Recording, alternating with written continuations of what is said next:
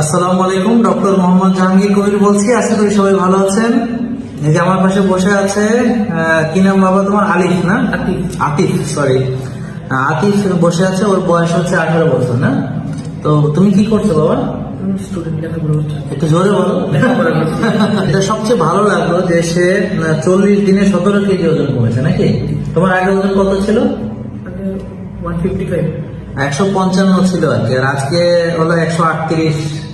হ্যাঁ, 38 হয়েছে আর কি। হ্যাঁ, তো আলহামদুলিল্লাহ সবাই মিলে তাকে কংগ্রাচুলেশন জানাই। আমি ওর কাছে জানতে চাচ্ছি যে ওর আগে মানে ওজন বেশি থাকা অবস্থায়, হ্যাঁ, ওর এখনো আরো অনেক কমাইতে হবে। এখনো 138 কেজি, তো আরো অনেক দূর যেতে হবে। তুমি তো রাজি আছো নাকি এখন?